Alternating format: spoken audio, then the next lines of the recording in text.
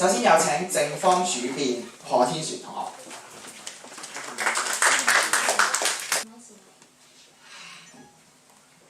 主席、評判在座各位大家好啦。首先我謹代表我方香港教育學院粵語辯論隊，多謝3位評判喺百忙之中抽空去幫我哋做今場嘅評判咁樣啦。亦都好多謝浸會大學嘅同學幫我哋準備一個咁舒適嘅比賽場地，亦都好多謝香港大學嘅同學同我哋喺過往嘅日子入邊一齊咁努力咁樣準備比賽，亦都真係好多謝科大嘅同學幫我哋咁努力咁樣去揾評判咁樣，因為今次嘅情況都比較特殊咁樣。係啦，跟住今場最主要都係好想多謝今場咧為我哋準備咗咁多嘅，不論係各院校嘅同學啦，同埋我哋院校嘅一班師兄姐、一班嘅新人。因為我哋收咗新人都一段時間啦，咁可能有啲新人都頂唔順啊，有啲新人就會留低咁樣，真係好多謝佢哋，係啦，多謝大家。好，跟住係反方主辯楊子晴同學。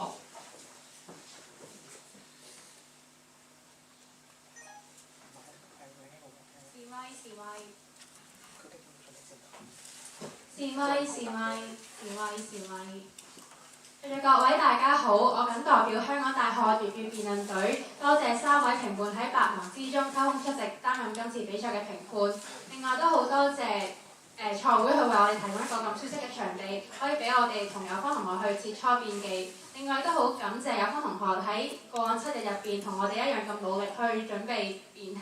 希望可以喺今日為大家送上一場精彩嘅辯論比賽，雙方各有得益，去過一個充實嘅下午。多謝各位。跟住有請正方一副陳韻瑩同學。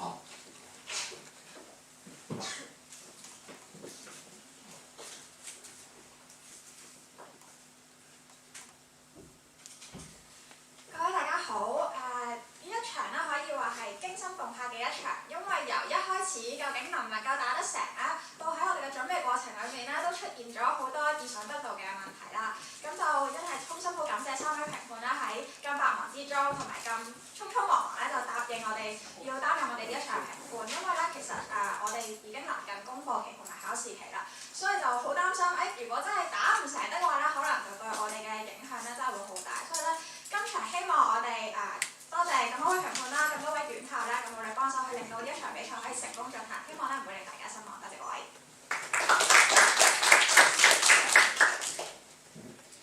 跟住有請反方嘅一副黃雪兒同學。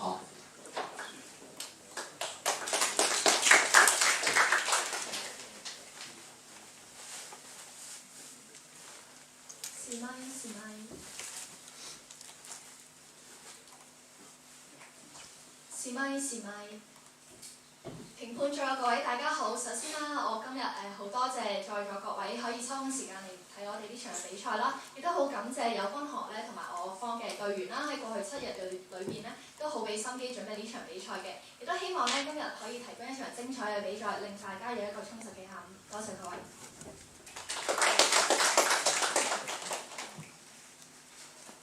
有請正方二副余俊傑同學。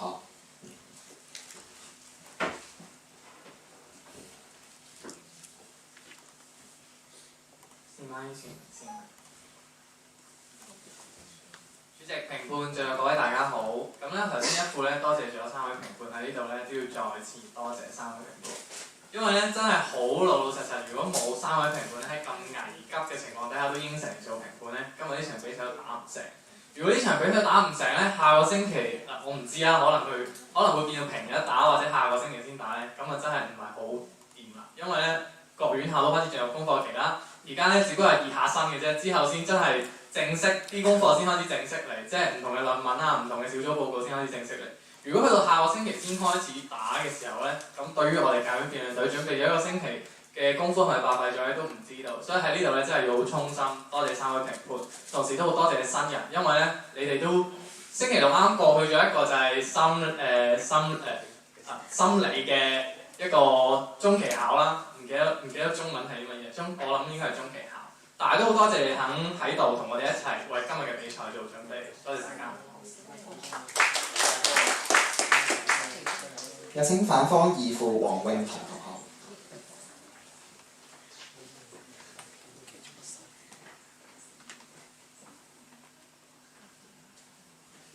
試咪。各位大家好，其實今日咧我方嘅粵語辯論隊咧就唔單止有呢一場比賽，喺同一時間咧我哋喺港大嗰邊咧有另外一啲隊員咧都進行緊呢個兩大正正啦。雖然咧我就唔可以喺現場親身支持佢哋，但我都好希望佢哋可以同我哋一樣喺將呢段時間所準備嘅嘢好充分咁發揮出嚟，為大家所有觀眾上演一場精彩嘅辯論比賽。多謝各位。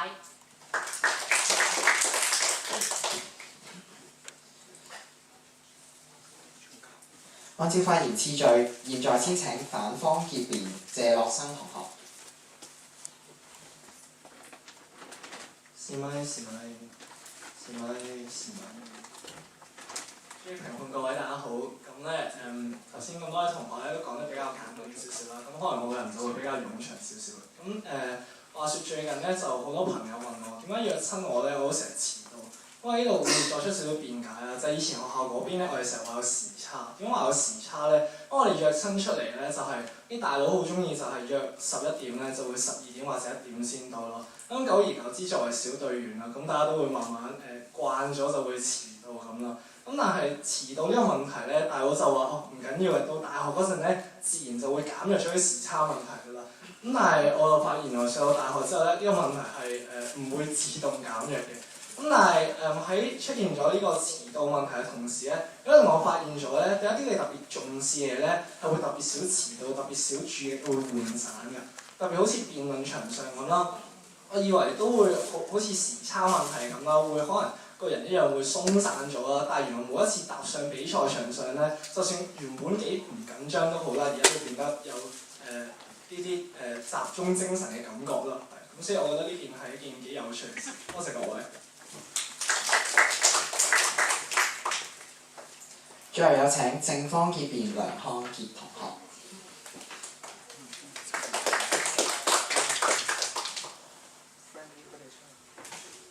試咪，主席評判在各位大家好啦。咁雖然我方主辯到二副都多謝個3位評判，但係我都係要再多謝一次3位評判，同埋大家院校都好努力咁幫我哋揾評判，所以呢度真係好衷心多謝，同埋準備場地嘅浸會大學同學。咁其實咧，我頭先我二副今日都講過話，新人咧其實我都好想多謝佢哋。新人因為佢哋都要面對佢哋嗰個心理學嘅中期考啦。咁雖然咧，我之前咧都想俾啲 tips 大家嘅究竟點樣去做嘅，但係因為我真係1年過去咗，就真係唔記得教咩，我都係睇翻啲錄視我先知之前教過啲咩，咁所以都幫唔到咩大家。但係我都有祝福過你哋啊，係咪？我相信大家都收到我嘅祝福嘅。咁希望大家無論喺成績方面又好，喺辯論方面又好，都會有好嘅成績啦。多謝各位。主席、評判席嘅各位大家好。單程證咧係認可內地居民來港定居嘅證件，佢目的在於讓內地居民咧來港與家人團聚。單程證咧係由內地各省嘅公安廳負責審批嘅，每日最多咧有150個名額。各省公安廳咧都被分配到一定嘅配額，佢哋需要以中國公安部公布嘅一套計算方法計算申請來港人士嘅得分，決定佢哋來港嘅次序。例如夫妻分隔兩地嘅個案咧，就會因住佢哋嘅分隔日數嚟到計分。但係好可惜咧，現行制度存在住2大問題。首先，港府對於單程證獲批者嘅背景資料掌握十分有限，限制資源分配政策。根據港府嘅香港人口特徵與趨勢報告，直至2012年咧，持單程證來港嘅人士佔全港人口約11%，但係政府咧卻只能喺呢批人入咗境嗰一刻，先至掌握到佢哋嘅資料數據。立法會議員涂謹申咧就指出，港府未有單程證嘅審批權，缺乏來港人士嘅資料，因此咧難以確保醫療、房屋、福利及教育等配套措施足以有效應付香港嘅需要。另外，申請人按省市分批輪候，會出現同分但輪候時間不同嘅不公平情況。保安局局長黎棟國就表示，廣東省內屬於長期分隔兩地配偶類別嘅申請者較多，所以廣東省呢個類別嘅等候時間就較其他省市長。今日我方倡議港府應該獲得單程證嘅審批權，以改善現存問題。方案如下：首先，單程證嘅申請人同以前一樣，遞交所需要嘅文件到各省嘅公安廳，大省公安廳簡單咁樣核對資料之後就會直接將文件傳送到香港嘅入境處，由港府負責審批個案。審批嘅準則沿用現行嘅計分制。今日要審視港府應唔應該有單程證嘅審批權，就應該視乎咁樣能否改善現行制度下港府缺乏單程證人口資料嘅問題，同埋可以提高到制度嘅公平性。第一，港府可以更快、更全面咁樣得到來港定居人士嘅資料，有利於政策嘅制定。現時港府冇審批單程證嘅權利，因此港府對於呢班來港定居人口嘅背景，喺佢哋臨過關前一刻都係冇掌握㗎。例如佢哋嘅年齡、性別、家庭狀況等等。但其實呢啲資料對於港府嚟講係非常之重要。香港嘅社會服務聯會《香港移民政策及社會發展報告》就指出，港府掌握遷入人口嘅變化同埋數據，先至可以為未來嘅公共服務，包括教育、醫療、福利等等，做好長遠嘅規劃，令到香港成為一個可持續發展嘅宜居城市。因此港府獲得審批權之後就可以從申請人申請文件得知到佢哋嘅資料數據，喺計算咗佢哋嘅得分之後，將佢哋排序，就可以估計到未來幾年持單程證來港嘅人口數據，對於佢嘅政策嘅規劃就更加準確同埋更加完善。第二，港府統一計分，避免申請者排唔同嘅隊嘅不公平情況。現行各個省市都有唔同嘅單程證配額，申請人喺各個省市等候時間固然都唔一樣。例如廣東省同埋四川省都有兩個前88分嘅申請者。四川省如果冇人排喺佢前面佢就可以即時嚟港。但係廣東省如果有好多人排喺佢前面佢就要輪候比較長嘅時間。同分嘅申請者喺現況底下有唔同嘅輪候時間，但係當港府統一咁樣審批之後申請者均排序於同一條隊內，就冇咁樣嘅情況啦。最後想問劉方同學，你哋認為港府對於人口結構嘅掌握越清晰，係咪越有利於制定政策呢？多謝各位。主席、評判嘅各位大家好，正方主辯最後就問我哋啦，係咪當港府有咗單程證審批權之後，就會對人口政策有利呢？但事實上，有咗單程證之後，所有問題係咪能夠迎刃而解呢一個問題，其實我方係非常之質疑㗎。正方今日好理想㗎，佢哋以為攞翻單程證審批權之後就可以改變審核嘅準則有利於資源嘅政策分配。但其實政務司司長林鄭月娥已經表示，即使政府係有審批權都好啦，都一樣係會用翻現行嘅審批作為標準。就算真係想改翻審核嘅準則，就算唔交個權俾香港，都一樣可以做到。咁點解我哋今日一定要去攞翻個權呢？今日有關同學衡量辯題嘅標準係獲得審批權之後，係咪可以改善現行嘅問題？但係好可惜，有關同學所講嘅好處都係唔能夠彰顯出嚟㗎。而且有關同學係忽略咗政府權力法定原則。根據呢一個由英國行政法學者威廉韋德提出嘅原則，要決定一個政府有定係冇一種權力，係必須考慮法理基礎。因此，今日嘅衡量標準應該係喺香港嘅獨特法制下，讓香港有單程證審批權係咪符合憲法同埋國際法？我方反對辯題，原因有二。第一，僭越權力，損害一國兩制。基本法係香港最重要嘅憲制文件，佢嘅條文清楚劃分咗香港政府同中國政府嘅權力分配，以體現一國兩制嘅精神。根據中英聯合聲明附件1第14條、基本法第22條及相關嘅人大釋法，內地人士進入香港須按回歸以前嘅辦法管理，即係話須依照國家法律向其所在嘅地區嘅有關機關申請。而進入香港定居嘅人數，則由中央政府主管部門徵求港府意見後確定。由此可見，喺法理上，單程證嘅受理、審批同簽發都係屬於中國政府嘅權力範圍之內。而《中華人民共和國出境入境管理法》第12條更加係指出，審批單程證時係需要審查申請人會唔會對國家安全同利益構成影響，而呢啲都係屬於國家層面嘅考慮。因此，將單程證審批權交翻俾港府，即等同要港府審查國家事務，形同越權，損害一國兩制。第二，雙重標準，違反公平原則。現時中國同外國嘅人士以家庭團聚嘅理由申請來港定居嘅門檻唔同，外國申請者不設限額，無需計分，只需要保證人通過資產嘅審查，再等6個星期就已經可以來港居住㗎啦。但中國申請人即係單程證嘅申請人，佢哋就要設限額，經過重重難關，至少要等4年先至可以成功。而《公民權利和政治權利國際公約》第26條就指出，法律面前人人平等，呢個政府唔可以因種族、國籍等任何理由歧視任何人。基本法第39條亦都訂明該條例適用於香港嘅。大家可能會諗，咁點解而家就冇違反呢一條國際公約呢？咁係因為單程證嘅審批權喺中國度，中國同外國嘅申請分別由中國同香港2個政府處理，所以就冇構成歧視。但係一旦單程證嘅審批權歸於港府，變相要港府用2個唔同嘅審批制度處理唔同國籍嘅移民，造成差別待遇同埋歧視，就會違反國際公約中嘅公平原則。最後想問下有關同學，港府如何可以喺唔損害一國兩制同埋唔違反公平原則嘅前提下擁有單程證嘅審批權呢？多謝各位。主席、評判、有關同學在座各位大家好，今日有關同學咧用乜嘢嚟話俾我哋聽？香港唔應該有呢個審批權咧，其實2個字就係法律。但今日有關同學咧第2個論點咧好奇怪㗎，佢就話咧根據現時嘅法律咧，其實咧香港咧如果攞緊呢個審批權嘅話咧，因為我哋嘅配額唔係我哋定㗎，我哋要同內地一齊商討，所以咧會違反咗國際嘅公約。咁有關同學嘅言下之意係咪話而家其實香港已經犯緊法，而家香港要修改基本法咧？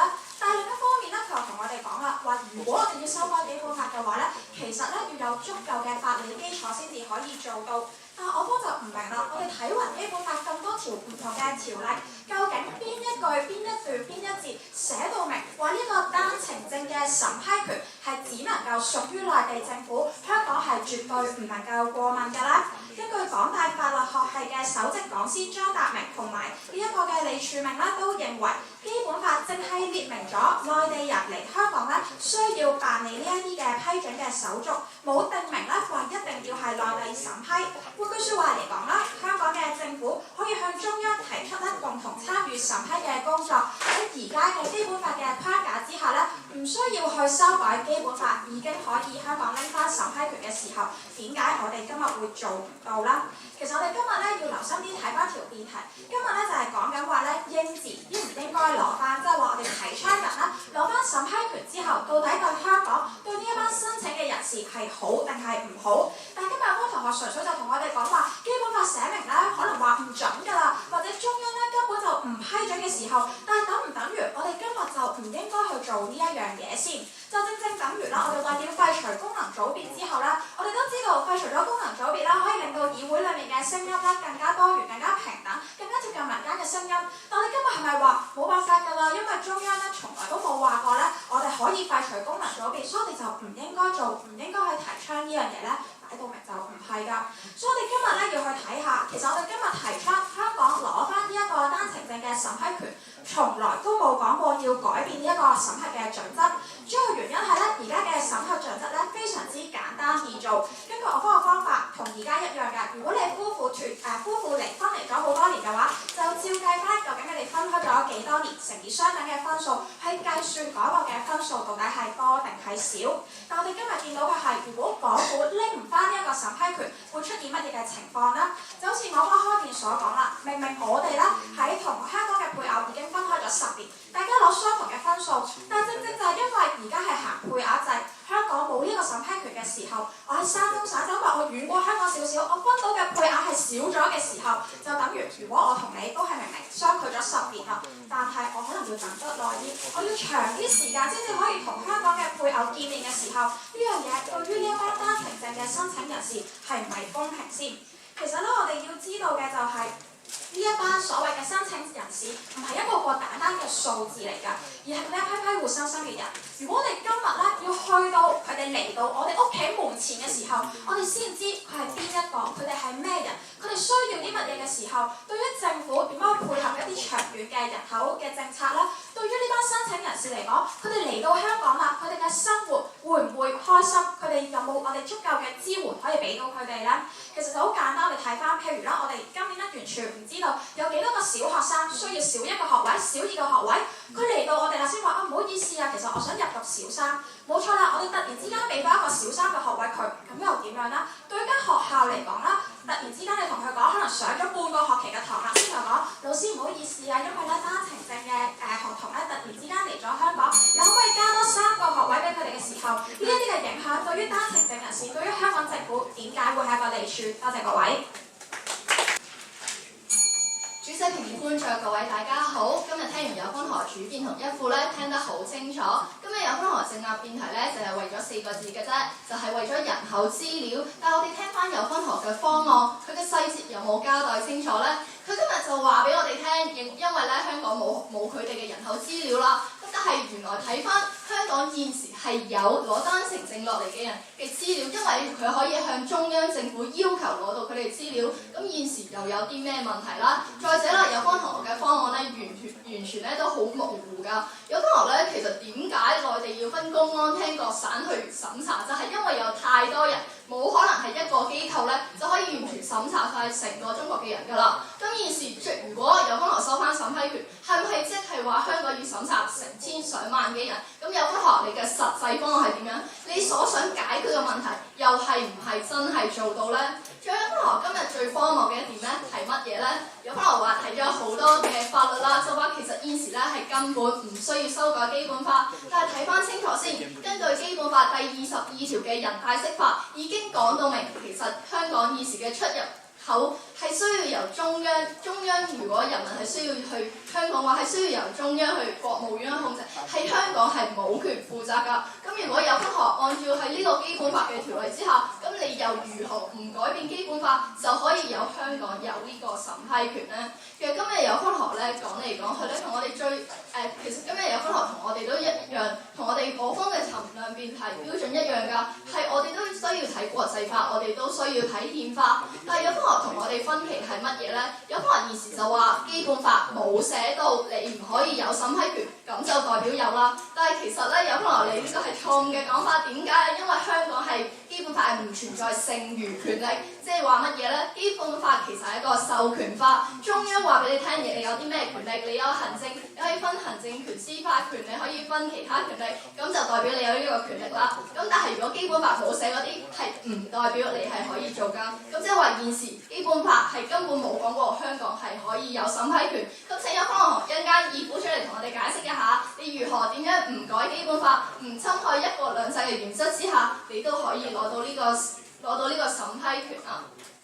其實今日有關何咧，跟住有關何咧就喺度講啦，話咩現時咧唔明我方嘅論點。有關何其實今日咧好高舉道德嘅旗幟㗎，喺度同我哋講話，因為內地分隔兩地嘅配偶咧，佢哋好慘啊，佢哋唔公平啊，點解廣東省嘅佢哋要等咁耐咧？其實有關何其實今日都知好重視呢個公平性，但係我哋點解我哋收翻呢個權力之後嘅公平性有關何又唔重視咧？其實我方主辯已經講得好清楚，根據國際法，法律面前人人平等。但係一旦你收翻呢個權力咧，你審核內地人同埋國外嘅人士嘅標準根本就唔同，佢哋等候嘅年期啦，佢哋係需唔需要資產搜查呢啲完全都係唔同。但係有關何咧，從來都冇答過我方嘅問題，都冇解決過呢啲問題。咁係咪即係話收翻憲法之後，有關何咧係覺得違反呢個國際法都冇問題嘅咧？有關何咧一副又出嚟問啦，咦，好似唔係好聽得明喎，咁點解現時冇辦法咧？答案好簡單，就係因為現時係由2個政府，中國去審核中國內地人民入境嘅事務，而由香港政府去審核國境外人民入境嘅事務，都係由兩個政權、兩個政府去審核唔同嘅人，咁就唔會有呢個違反國際法嘅問題出現啦。但係有關學，我好想問下有關學，你如果收翻呢個審批權之後，喺國際法嘅條件之下，你點樣唔違反國際法？要有一個唔同嘅審批權，就係點解香港會有一個差別待遇對於一個內地人同埋境外人士呢？請一科學義父出嚟解答我以上問題。多謝各位。主席、評判、在座各位大家好。有方同好強調一隻字，強調一句説話咧，就係話基本法冇寫到香港可以參與審批。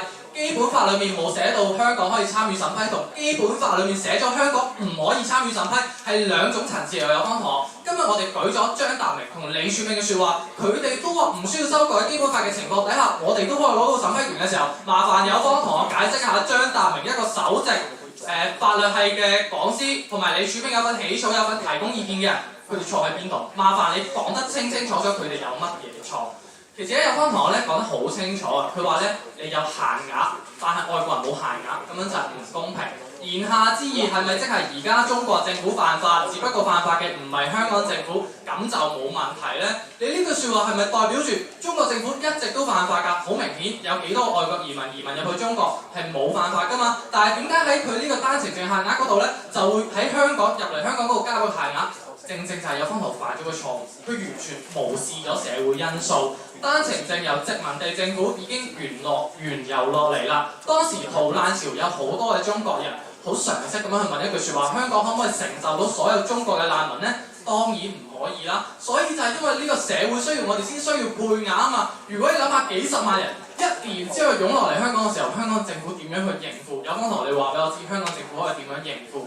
所以即使回歸之後，社會嘅需要，我哋都需要配額，每一日有150個人。但係外國人唔需要配額，就係因為一個正常嘅移民政策，我哋大概都可以估算到有幾多人攞嚟申請，我哋可以做一個篩選。但係今日嘅審批權，我哋唔係批新移民嚟定唔嚟，只係批佢早啲嚟定係遲啲嚟，因為講得好清楚，新移民嘅唯一嘅理由咧就係家庭團聚，只要佢有呢個需要。例如有3個組別啦，第一個組別就係居留權嘅子女，第二個組別咧就係分開超過10年嘅配偶，其他嘅組別咧，譬如話分開少過10年嘅配偶咁樣，佢哋有呢個家庭團聚嘅需要，我哋唔需要做任何資產審查，唔需要理佢有冇錢，唔需要到底佢係咪即係佢係窮定係有錢，我哋乜都唔理，我哋只係需要佢有，我哋只係視乎佢有冇咁嘅需要。其實調翻轉嚟講，今日單程證咧冇資產審查，我哋去審視外國人過嚟香港居住嘅時候有資產審查，咁樣係咪又係對外國人唔公平咧？有方同學，你嘅公平性到底建基喺啲乜嘢位置咧？同埋咧，有方同學咧話我哋喺法理面前咧唔清唔楚，但係佢有冇講清楚咧？佢好強調一句説話，就係現行政策底下咧，香港特區政府可以問上面話不如你俾個資料我睇啦。但係你呢個做法係基於乜嘢嘅法例？可以話俾我聽有乜嘢去做咧？但係我可以好清楚話俾你知，02年施政報告裡面講得好清楚，就係政府嘅其中一句説話就係我哋對於新移民嘅背景資料唔清晰。點解？因為現行程序之下就係入境處新移民落咗嚟之後，我哋先可以問佢你幾多歲、配偶、子女、家庭狀況，落到嚟先知喎。有方同學咁樣對於香港政府唔理氣咩？好似一個學校咁樣，你去到半個學期，你先一班塞多2個學生咁樣。如果你有做過老師，如果你有教班上下堂，突然之間多2個學生，你一定手忙腳亂。所以今日呢個先係重點啊嘛。仲有第二個就係而家程序問題，有方同學完全冇睇清楚，就係好似話，譬如我同一個朋友，我嘅伴侶喺廣東省，佢嘅伴侶喺湖南省，但係因為廣東雖然我哋同婚一樣條件，一樣有家庭團聚嘅需要，但係因為佢湖南省少啲人排隊，廣東省多啲人排隊，所以佢嘅老婆咪快過我嘅老婆落嚟咯。但係明明我哋同婚，我哋一樣條件，我哋同樣都係屬於同一個組別嘅時候，有方同學可唔可以話俾我知，憑啲乜嘢我哋要排唔同嘅隊啊？因為而家單程證咧點樣審批，就係你係一個大陸人，你首先同當地嘅公安局交資料，查咗係咪真啦，然之後再由嗰個省，注意係嗰個省去決定批唔批。全個香港有23個省，所以就係排23條隊，排23條隊同排1條隊邊個公平啲？相信大家都知道，1條隊絕對公平啲，所以今日辯題絕對成立。多謝各位。主席、評判、有方同學，在座各位大家好。今日有方同學咧不斷同我哋講2個人咧，李柱銘、張達明。佢哋不斷話咧，而家咧呢兩個人物咧都話而家香港係唔需要修改基本法，因為基本法咧根本冇寫明香港係唔可以有審批權。但有方同學請唔好曲解佢哋嘅意思。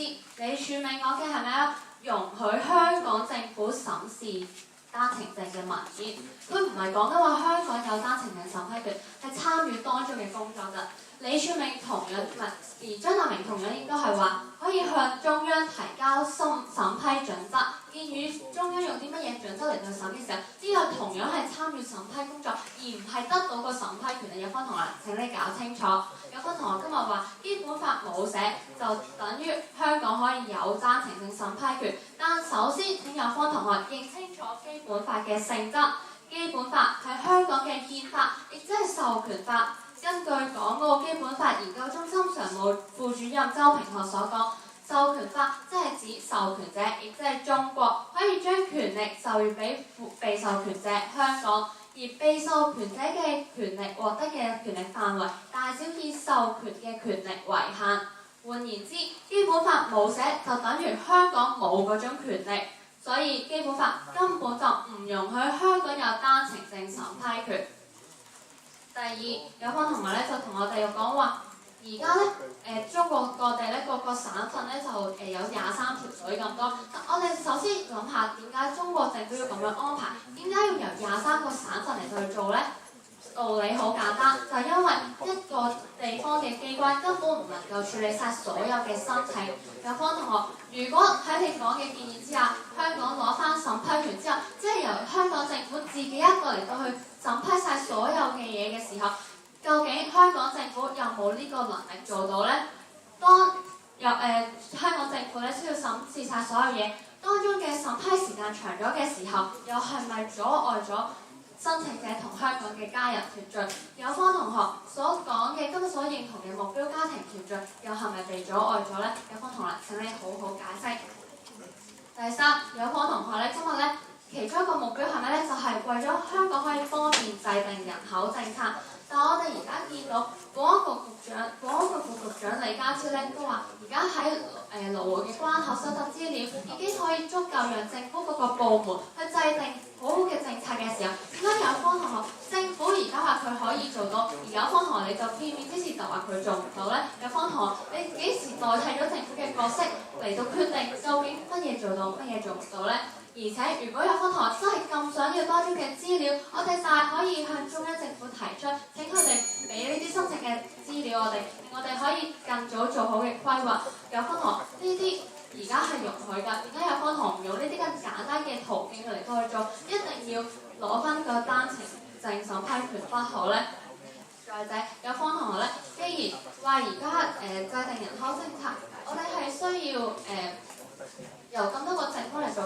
如果係翻返去一個政府去做嘅時候，有方同學請問究竟係咪真係香港政府能夠做到？如果而且攞翻審批權之後咧，我哋會造成對內地人同外國人不公呢個情況，有方同學又點解決咧？既然你話到呢個公平性咁重要，但係我哋而家見到一個政府對兩個唔同嘅地方嚟嘅人有唔同嘅制度嘅時候，已經係違反咗國際公約。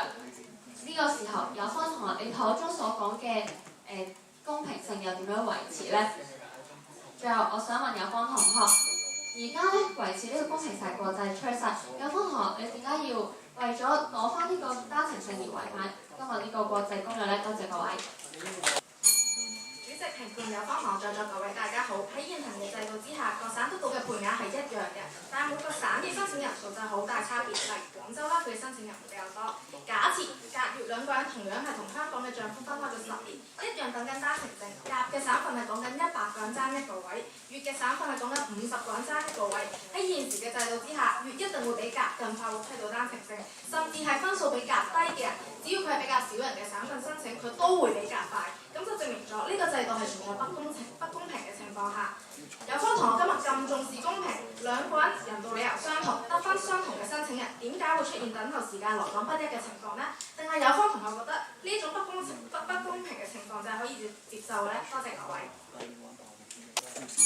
各位大家好，有方同學問咧，點解唔同省嘅輪候時間會不一啦？咁係因為大家嘅分數唔同咧，咧，有分同學自己知啦。但問題係在於咧，假設譬如我哋喺個遊樂場玩機動遊戲咁咯，我哋排唔同嘅單位去擺一張飛咁咯，我哋唔會話大家排唔同隊叫唔公平咯，大家排同一個制度啊嘛。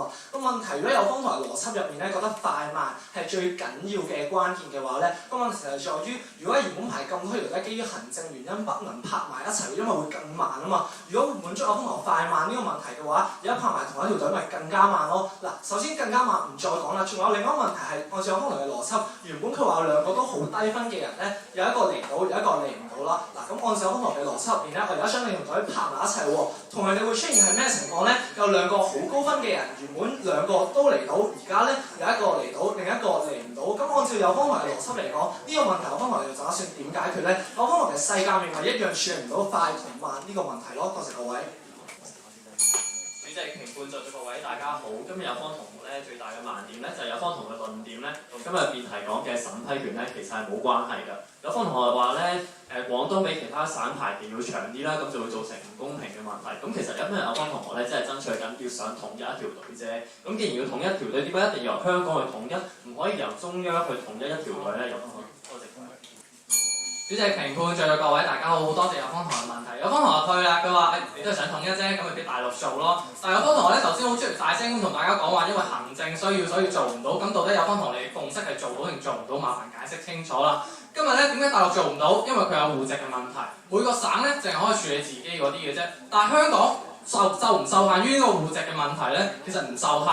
我見你邊度嚟，我咪大家排喺同一條隊嗰個公平啲咯。同埋今日有方同學搞錯一樣嘢。譬如我今日去海洋公園，我大家都係排過山車，但係點解唔知點解要排5條隊？第一條隊咧就響聲咁樣去，第二條隊咧就要等5年。明明我哋大家係同一個條件，我哋都係大人，我哋都係等緊個玩去過山車嘅時候，點解我哋要排唔同嘅隊咧？放翻去今日嘅狀況，明明我同佢都係一個配偶，都係分開咗10年，都係上嚟香港，所有條件、身份、理由、目的都係一樣嘅時候，點解要佢哋排唔同嘅隊？點解一個可以快啲，一個可以慢啲？有方同學完全冇解釋清楚。多謝各位。主席、評判、有方同學，在座各位大家好。想問啦，現行制度港府處於被動角色，要等持單程證人士到港之後先知佢嘅資料啦。但喺我方嘅方案下，政府能夠預先知道未來幾年到港人士嘅數目。以學童為例，政府可以得知未來幾年來港學童人數，需要就讀咩年級，因應資料去作資源嘅分配啦，撥款俾學校之餘咧，亦都通知學校未來要接收幾多學生，去作安排幫助持單程證來港嘅學童適應。想問有方同學啦，政府預先制定相關資助政策，同埋被動咁樣等佢哋嚟到香港先因應需要提供幫助，邊一個方案更能夠令到學童得到適當嘅照顧呢？多謝各位。在座各位大家好，有同學咧就問我哋預先知道咗啲人口嘅資料會唔會有利制定政策呢？制定政策呢個問題咧就要問下政府會唔會真係對佢有利啦。但係有方同學你攞到呢啲資料，但係以前政府係咪真係冇嘅呢？唔係，我方義父都已經講過，保安局局長副局長李建超佢都講過，現時其實對於單程證佢哋嘅資料咧，佢哋係可以做一個邊境嘅調查，佢哋係有足夠嘅資料知道會有幾多人數落嚟㗎。咁既然係咁，現時都做到嘅話，咁有方同學點解要有呢個審批權呢？再者啦，有方同學咧今日咧忘記咗呢個單程證嘅目的係為咗家庭團聚啊！有方學將佢變成咗係一個人口制定政策嘅一個政策，咁有方學係咪真係違反咗家庭團聚嘅目的呢？多謝各位。在座各位大家好，今日有方同學冇諗住討論審批權嘅問題，佢哋今日根本將辯題改成香港應有單程證人士嘅背景知情權，但係喺現行嘅制度底下，如果港府有需要嘅話，已經可以向中央政府取得有關嘅資料啦。咁想問有方同學，點解認為香港要先有單程證嘅審批權，先至會有對於單程證人士嘅背景知情權呢？多謝各位。各位大家好，今日有方同學咧講到俾資料咧係好簡單嘅，咁我就想問下啦，有方同學今日咁重視法例，到底而家內地或者香港邊一條法例規定內地嘅政府一定要俾呢啲資料香港啦？其實按照有方同學邏輯都好奇怪，如果話審批呢樣嘢咧係屬於內地嘅主權嘅話，到底今日我憑乜嘢要將我個主權分啲俾你，俾啲資料你睇咧？有方同學今日你咁樣做嘅法理基礎係啲乜嘢啦？而且有方同學咧其實已經退緊啦，就話再者嘅話你要嘅話，我咪俾啲資料你咯。即係今日有方同學咧都承認咗呢啲資料咧，對於我哋照顧呢啲單程證嘅人士，對於我哋嘅香港政府咧係好有用處㗎。不過問題係邊一個做？今日有方同學咧係咁話，唔緊要佢到攞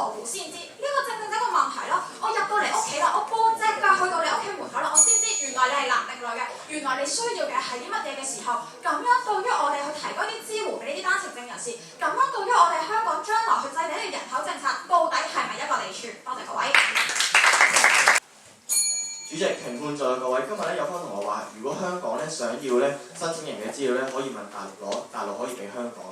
但係佢哋咧亦都承認咗咧，大陸家庭正出現申請人排隊唔統一嘅情況。但係佢哋話咧修改基本法有困難，做唔到。但係如果有方同學想改善唔統一嘅情況咧，係要修改大陸嘅法律㗎，例如中國出境入境管理法、中國公民因私事往來香港地區暫行管理辦法等等嘅5條法律。想問有方同學啦，你哋要有啲乜嘢嘅具體方案去改變以上呢5條嘅法律，去做到你哋統一嘅目標呢？多謝各位。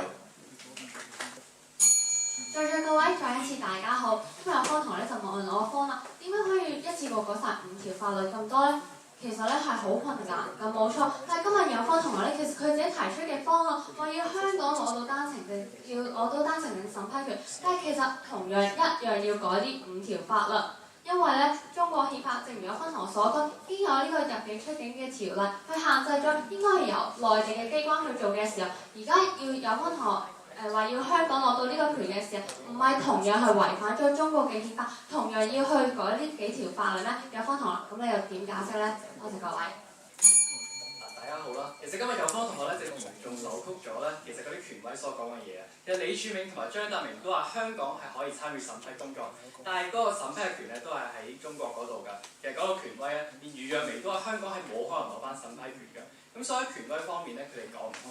但係其實法律條文方面，佢哋都講唔通，因為基本法係屬於授權法，即係話冇剩餘權力嘅存在啦，即係話冇寫就代表冇權啦。法律條文佢哋講唔通，所以我嘅問題就係、究竟喺權威講唔通、條文講唔通嘅情況之下，佢哋仲有啲乜嘢理據可以證明香港喺唔改基本法嘅情況之下獲得單程證嘅審批權呢？多謝各位。各位大家好，今日有班同學咧就話我哋誤讀權威，咁我哋咧嚟睇下李柱銘同埋咧張達明想講乜先。佢哋話咧，其實而家咧內地嘅政府應該同香港咧可以爭取咩咧？有共同嘅審批權，即係有咩咧？可以共同參與咧呢一個嘅審批嘅過程。咁我想問下有方同學啦，喺而家現時現況底下，香港根本冇可能知道嗰啲申請人一開始邊一個去申請，一開始究竟佢哋係屬於咩人、咩資料嘅時候，咁樣都叫做佢哋共同參與緊呢個嘅審批工作。再者咧，我哋要知道所謂嘅審批權咧，從來都唔係話咧，我哋要拒絕邊一個入境，拒絕邊一個出境。就算今日內地政府授呢個審批權咧，都係做緊排優先次序。佢從來都唔會話我唔批准你出境，佢唔會咁樣做。佢只係話咧，你時間未到，你可能咧要遲幾年，因為你有分數未夠，你遲幾年先可以入境嘅時候，我哋就要睇下將呢一個嘅排優先嘅次序嘅工作交俾港府，到底係咪對呢一班嘅申請人，對我哋香港政府要接收佢呢一個，要接收呢班人嘅地區，究竟能夠做得更加好？多謝各位。時間用盡，清晰之求。想請問大方同學係咪覺得現行嘅單程證制度完全冇問題？有方同學你同我解釋嘅係你啲問題咧，有方我睇下點解決？點解決？以前咧，我可能咧從來都唔知道咧，究竟咩人咧要嚟我屋企嘅，而家我預先就已經知道，咁樣係咪解決咗？方同學你所講嘅問題，全部都係關於審批過程中嘅問題。其實個問題，其實個審批權喺邊個度，同你講嘅問題其實係完全冇關係。即係話你話而家我哋可以攞嗰個資料，點樣攞嗰個資料有分學？有方學你需要人口資料，代唔代表你要有個審批權咧？咁你話俾我聽點樣攞啦？有分學？人哋都話可以交換情報，有方同學你唔明㗎？交換情報點解你話李家超要入境之後先攞到呢啲資料嘅咧？有得交換點解入境之後先攞到㗎？喺制定嘅過程入面唔得嘅咩？唔係啊，我就係問你，如果你講到咁樣，點解現況係李家超你哋講㗎？入境之後先攞到呢啲資料，點解啊？分學？咁你講到咧咁需要呢啲資料，我方都已經講過啦，係可以向中國，你可以向中國要求佢取得你呢啲單程證嘅資料。再者有方你今日我想問你啦，你需要呢啲資料係唔係就代表個審批權一定要喺香港呢？有方同學今日咧想像出嚟就話，我要啲資料就攞到，咁你就要解釋啦。點解而家李家超甚至我哋02年嘅施政報告都同我哋講，我哋對呢班人一無所知，我哋冇辦法知道呢一班人係乜嘢，影響咗我哋長遠嘅政策制定。有方同學你自己同我解釋，政府官員自己話而家冇問題，你同我解釋係政府官員覺得好有需要啊嘛。如果唔係嘅話，而家係有行使嘅權利，但係港府冇行使到啫嘛。好啦，我哋還原基本功。有方同學你話俾我聽，李家超係點樣講攞到呢啲咁嘅資料先？有方學咧，其實都已經退啦。佢知道其實現時就算係政府嘅官員，佢都認為嗰啲資料係足夠，係可以制定到人口政策。咁有方學點解你今日憑啲乜嘢有啲咩咁迫切性、咁必要性係一定要攞翻呢個審批權先至有呢個人口資料？有方同學咪住先，邊一個官員話而家嘅資料係足夠啊？如果唔係施政報告點會同我哋講？因為我哋唔知道佢哋嘅背景，所以影響咗我哋長遠遠制定嘅政策。有分學而家就係李家超同我哋講話，喺現行制度已經能夠制定長遠政策啊嘛。有分學，其實你話應該要有呢啲資料，同今日辯題話我哋要攞翻審批權有冇關咧？所以換言之，究竟李家超話佢幾時喺邊一個階段先至可以攞到呢一啲嘅資料？有分學咧一直都迴避我方問咗3次嘅問題，你需要呢啲人口資料代唔代表香港需要審批權？有方同學係咪入境之後先攞到呢啲資料先？有方同學你要入境之前攞，當然問中央攞咯。我就係問你今日咁強調法理基礎，你呢個做法乜嘢法理基礎嚟㗎？有方同學你要論證嘅係而家已經，如果想入境之前攞係攞唔到啊嘛，你可唔可以解釋到啊？方同學？係你自己話入境之前攞到，你要解釋俾我聽點解入境之前攞到。我咪問你，如果入境之前攞到，點解今日一定要入境之後先攞到咯？咁有分學咧，其實講唔過去㗎，知道咗其實啲人口資料香港係有權向中央申請，唔緊要啦。今日我方問有分學你嘅法理依據到底喺邊度咧？想請問下有分同學，基本法有冇剩餘權力？係啦，冇錯。今日有分同學咧就話基本法咧係授權法，咁究竟基本法邊一條寫到明香港可以問中央拎資料？有分學究竟明唔明授權法？點解授權法就係中央俾呢個權利你先可以有？基本法冇寫，即係中央冇俾呢個權利你唔可以有。有分同學你究竟明唔明啊？嗱，首先有方同學你講清楚，你話有個論證站喺你度，你唔係同我講話，你論證俾我聽點解冇啊？香港現時呢個授權法係冇剩餘權力，即係話基本法入邊唔話冇話俾你聽，你唔可以做啲乜嘢，唔代表你有呢個權力。所以有分學今日係咪真係違反基本法咧？有方同學究竟攞資料向中央攞呢一啲申請人嘅資料係咪一種權力嚟㗎？我嚟答咗我先啦，究竟如果按照你嘅做法，會違反基本法？唔係啊，反而我問你嘅問題一直都問你，你到底憑乜嘢去問中央政府拎呢啲資料？你一直都冇答到啊，有方同學。有分學，我而家問緊你嘅法理基礎，請有分學答咗個問題先。你知唔知道其實現時香港有冇剩餘權力？答我呢個問題有定冇？如果我同一個邏輯嘅問題就係攞資料咧，唔係就話喂，你可唔可以俾啲資料我？咁簡單喎，我梗係向中央攞嗰啲申請人嘅資料，點解唔係都係一種審批嘅過程？點解都唔係一種權力？如果你哋今日話基本法根本冇剩餘權力，冇寫到明俾香港有呢個權力嘅時候，點解攞資料突然之間就可以？有方同學講得好好，呢個係審批過程。既然而家你去問中央攞資料，中央都唔肯俾嘅話，佢會唔會肯俾個權力你啊？哦，中央唔肯俾啊，咁你即係唔知咯，有方同學。你自己話佢唔肯俾啫，我係根據你嘅邏輯講話，即係唔肯俾嘛權力你嘅。所以簡單啲咧，今日有班同學咧全程都係話咧，因為法例寫到明㗎啦，話你哋冇㗎，所以你今日就算見到咧呢班申請人咧幾咁唔公平，佢哋遭受緊幾唔公平嘅對待，香港嘅政府咧幾咁想俾支援俾唔到嘅時候咧，都冇辦法，因為法律大晒，完全唔能夠咁講，係咪咁？我哋講緊法例背後嘅經驗，有方同學。反方時間用盡，請停止發言。各位大家好，其實咧比賽嚟到呢一度咧，有方同學咧成日都同我哋講咧，就話冇辦法㗎啦，因為基本法咧已經寫到明講到明啦。但係首先嘅就係我哋見到法律系嘅首席港大嘅法律系首席嘅顧問咧張達明李柱銘，多謝各位。各位大家好，嗱喺釐清今條辯題喺講究竟係屬有屬劣嘅之前咧，我哋有3個重要概念要理解一下。第一個概念係關於審批權嘅，究竟審批權係咪單純講緊審批過程呢一樣嘢咧？其實唔係嘅喎，因為審批權之外，喺審批過程之外咧，我哋有嘅係咩咧？原來取消戶籍係審批權嘅一部分啦，危害國家安全嘅一個審閲過程係叫審批權嘅一部分。到底呢一部分嘅處理上，可能有冇涉獵過咧？原來冇嘅。可能單純講咧係審批過程，香港應該加大參與度。咁對於今日條辯題講緊擁有審批權，係咪完全等同咧？呢一點我方係質疑㗎。甚至乎取消戶籍危害國家安全，應唔應該應然性上面係咪應該由香港做咧？有方同學冇辦法解釋得到㗎，越權嘅行為有方同學一樣解釋唔到。我哋問有方同學知唔知授權法，亦都即係話今日第二個需要釐清嘅概念係乜嘢咧？有方同學話李柱銘啊、張達明咪講過話可以有審批權咯。嗱，但係我哋聽清楚原文啦，原文係講緊李柱銘話建議容許港府審視單程證申請文件。張達明話係沒有明文禁止港府參與審批工作，兩個當中有冇講過任何審批權嘅字眼呢？根本就冇，反而余若薇可以好清晰同你講話，香港爭取嘅唔係攞翻審批權，係審批制度入境嘅一關。我哋見到嘅就係審批權本身法理基礎底下並冇講過剩餘權力，香港並冇能力去進行呢個工作。仲有一個概念係有可能解釋唔到嘅，就係兩個政府嘅概念啊。因為今日我方提出公平性嘅問題咧，有可能全場都係採取迴避嘅策略㗎。對於今日我方講話，如果香港收翻審批權之後，對外國人同香港人同埋內地嘅人單程證嘅人士進行兩個唔同制度式嘅審批工作，呢個係咪有唔公平嘅情況咧？有可能國際法層面你講唔通，在情在理你講唔通啦。有可能咁強調公平性啊！我唔明白點解反而家收翻之後，另一種唔公平情況喺有可能眼中又突然間變得理所當然嘅。有可能今日咧，甚至乎喺自己方案設計上面咧，犯咗兩個大問題。當問題有可能單純講參與審批工作嘅時候，點解審批權唔可以仍然擺翻喺中國度？我哋咪加大港府同中國嘅溝通咯。有可能就話你想要情報啊嘛，而家可能話係你唔可以攞喎，人哋制度上面係俾你容許你攞嘅時候，點解我哋唔可以透過溝通嚟制定政策咧？有可能需要論證嘅係而家冇辦法攞到，所以制定政策差咗嘛。當然有政府官員話制定政策冇問題，甚至乎我哋話有制度上容許攞到嘅話，可能就解決唔到呢個問題啦。另一個係有可能自己台下發問咧，問一條好奇怪嘅問題。因為中國憲法有五種條例啦，跟住然後就話唔知點解我哋可以拍到一條隊啦。但按照同一個邏輯，喺有方堂嘅世界面，如果香港擁有審批權，點解中國突然間會將5條憲法大幅修改咧？如果唔得嘅話，有可能第一個論點咁樣排單一條隊根本就不能成立嘅時候，有可能主線根本就站唔住腳。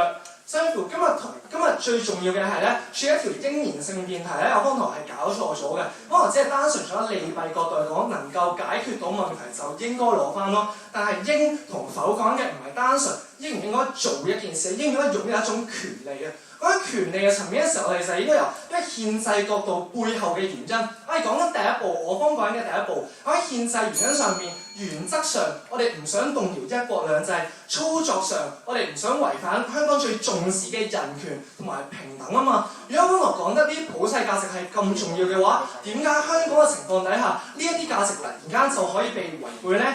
如果唔得嘅話，有方堂你有冇清楚地諗過點解你所謂嘅利處可以凌駕到我方今日嘅應然性咧？有可能今日由利處，有可能嘅利處講唔通，有可能甚至到最後講咧排隊嗰啲問題，我方問過你㗎。可能性上面，而家我哋見到嘅係大家唔係唔想排同一條隊啊，而係因為客觀因素地，全國有13億人口，大家有咁多人排單程證嘅話，如果單一由香港一個人做晒，可能同佢解釋埋嘅，唔單止審批過程，要同我講到嘅係香港攞晒所有權利之後，香港係咪做得到先？做完之後係咪個審批過程會快咗先？係咪滿足到有可能所謂快同慢嘅要求先？有可能自己嘅目標手段不配，有可能嘅利處不能成立，有可能最後連應然性都冇討論過，單純利弊去衡量今日辯題。我講同學後尾出嚟同你解釋清楚咧，多謝各位。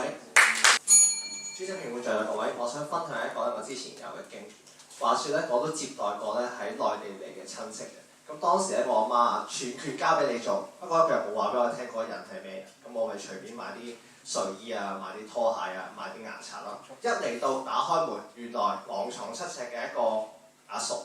咁啊，我見到話我買嗰啲全部都係照我嘅尺碼去買啦。但係呢個問題，究竟我哋見到今日打開門啊，見到我尺碼唔啱，我落街去買咯。當然我哋都係頻撲咗一陣間，但問題係今日我哋香港政府面對嘅咩問題？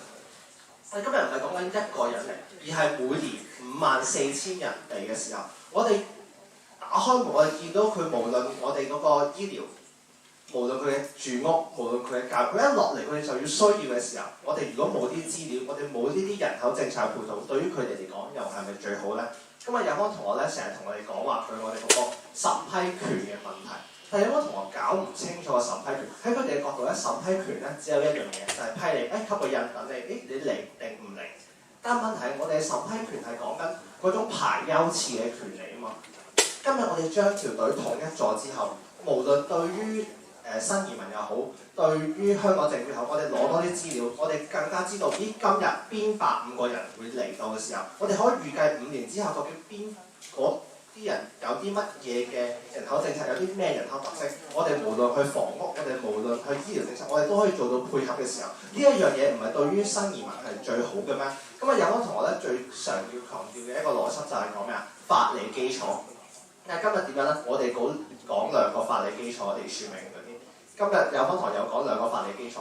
今日證明我哋見到喺法律面前，我哋有討論空間嘅時候，我哋今日要講嘅就係呢一個權利俾香港定俾中國邊一個處理得係最好。我今日睇到有方同學一副咧同我哋講一樣嘢，佢話我哋審前都嘅一樣係睇法理基礎，但唔係，我哋俾有方堂睇多少少。我哋睇到呢個單程證制度之下嗰啲新移民面對嘅咩問題。我哋見到今日佢哋係同樣需要同婚，同樣都係同老公結咗婚10年，但係就正係因為佢哋嗰個出生地嘅問題，佢哋個戶籍唔同嘅問題，佢哋一個可能要等5年，一個要等4年。喺呢一度唔通有方同學又覺得咁樣嘅程序係公平咩？有方同學一開始主辯根本冇嘗試過去解決問題㗎，去到台下發問之後就突然間異想天開諗，咁不如中央做都可以啦。咁但係又同佢本身一開始講，喂，今日點解統一做唔到啊？係個行政問題嘅問題。所以今日有方同學嘅邏輯究竟係你覺得係中央統一做到定做唔到咧？定有方同學今日聽到我哋嘅方案好正之後話，不如抄佢哋嘅方案啦，因為咁樣先可以解決到新移民嘅問題。咁啊，有方同學你有冇嘗試過解決到問題咧？